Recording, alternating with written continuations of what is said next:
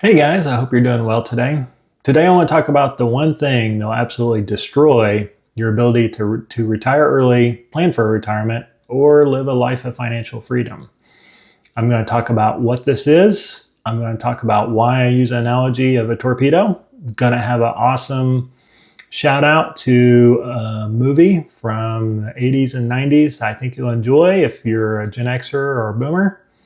I'm going to back it up with a few data points that I provide, and I'm going to provide 3 actions you can take today to avoid this torpedo that will take down your finances. Call them countermeasures. So what am I talking about? I'm talking about inflation. Yep, that's right. Inflation will torpedo your finances, your ability to retire early, or any planning that you do for retirement or financial freedom. I think the torpedo is a perfect analogy for what inflation does to your finances. It works under the surface. You might not even notice it, but man, is it deadly. Now, how many of you remember The Hunt for Red October? It was released in 1990. Man, it's such an amazing movie.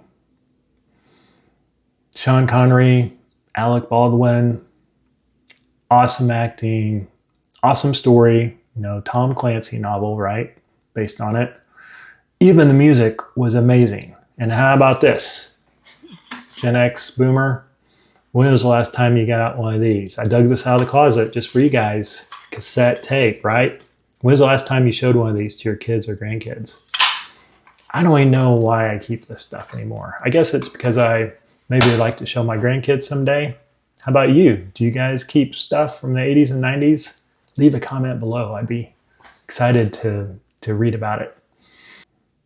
By the way, my name is Walter, and this channel exists to help those considering early retirement, planning for retirement, or just wanting to live a life of financial freedom. If this content resonates with you, please consider liking the video and subscribing to the channel. It helps get this content out to others. I really appreciate it. You have to take inflation into account when you're working on your finances, and being able to project out your costs and your investments. You absolutely have to take inflation into consideration. To prove my point, I'm going to bring it up on the screen here. Take a look at this. This is usinflationcalculator.com. And what I have up for you is I used the year 2000 thinking that all of us should be old enough where we were purchasing stuff for ourselves by the year 2000. So look at this. In year 2000, if you purchased an item for $1, on average, to purchase that same item today, it would take $1.85. Can you believe that? Yes, you can believe it because you were buying stuff back then. And let me just pause and say briefly, do you remember growing up when you were a kid and your parents were complaining about how everything's so expensive? I remember when buying a house was, $10,000 and the car cost $3,000 and I could go to a movie for a quarter, and you're like, what are you talking about? I don't get that. I don't understand that. Well, look what happened. We grew up and, you buy things for a few decades and then, you're the same now. You've turned into your parents. At least I've turned into my parents. I'm talking with my wife all the time about, I can't believe how expensive all these things are now. And do you remember when it only cost, blah, blah, blah to do whatever? Yeah. Crazy, huh? I'm going to put another screen up here just to show you that inflation here recently, since we've had that worldwide sickness thing a few years ago, is taking a real bite. Take a look at this. If you purchase something in the year 2020, probably early on in 2020, if you purchase something for $1 and you went to buy that same thing today in 2025, on average, it would cost $1.23. Look at that, 23.3% more than it cost 5 years ago. Crazy, right? Now, I also want to bring up another data point just to think about this from an investment point of view. So take a look at this website up here.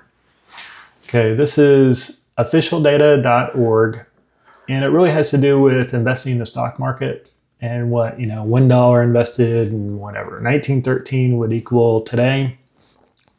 But the paragraph I really want you to focus on is look at those paragraphs kind of in the middle there at the end, where the return on an average basis of some, a dollar invested in, say, 1913 to 2025 in the stock market, well, that average per year return is 10.92%. Sounds pretty good, right? Well, take a look at that next paragraph. When you take into consideration the inflation adjusted rate of return, all of a sudden it's only 6.83%. It's like,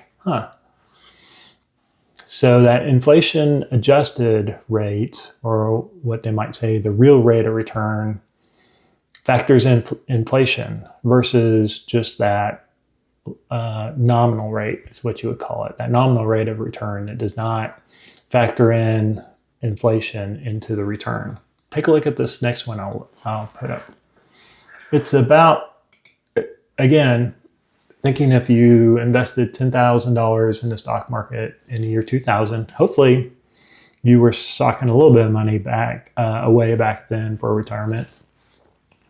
From 20 to 25, okay, yeah, it would grow. That's awesome. But look, again, that rate of return on your investment would be 7.5% per year.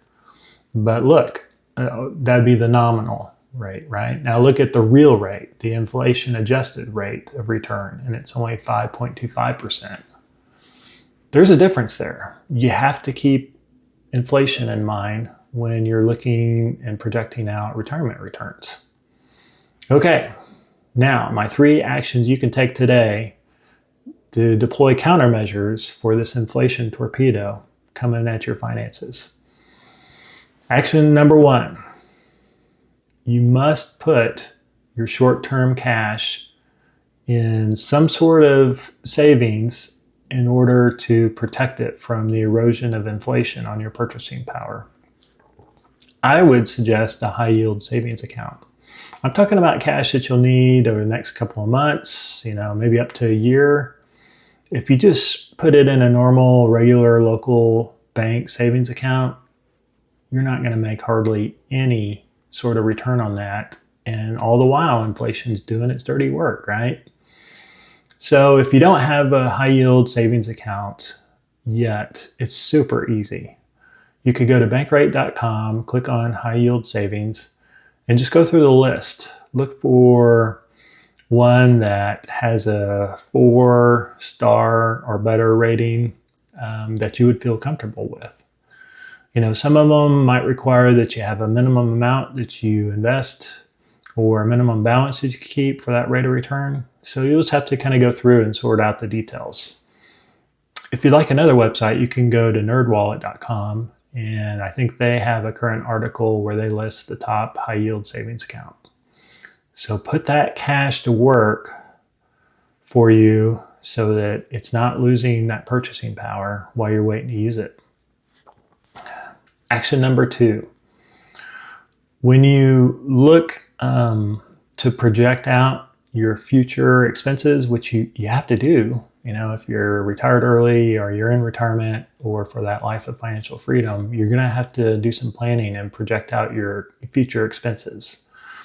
Please, please, please use a rate of inflation. Include that in your future costs.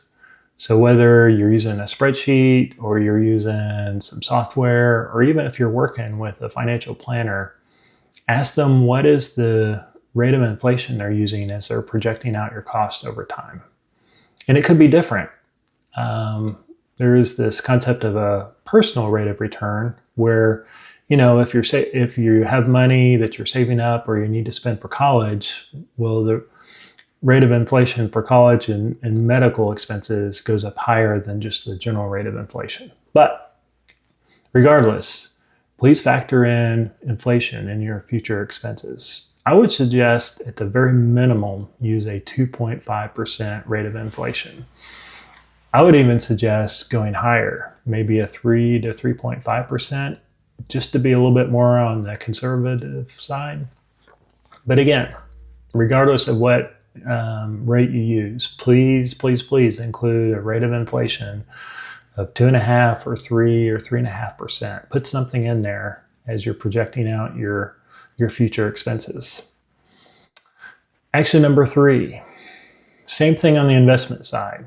Do not assume that you're going to have a rate of return of 10% if you invest in the stock market. Don't do it. That's just a nominal rate of return. Use an inflation adjusted rate or a real rate of return, which, again, if you're using a spreadsheet or software or working with a financial planner, ask them what sort of rate of inflation or real rate of return are they using for investments, and make sure and factor that in. If you're thinking the stock market might return 8% as a nominal rate, then maybe you should include 6% as an inflation adjusted rate or real rate of return. So there you have it. The 3 actions you can take today to deploy countermeasures for the inflation torpedo. I hope you found this information useful. Take care.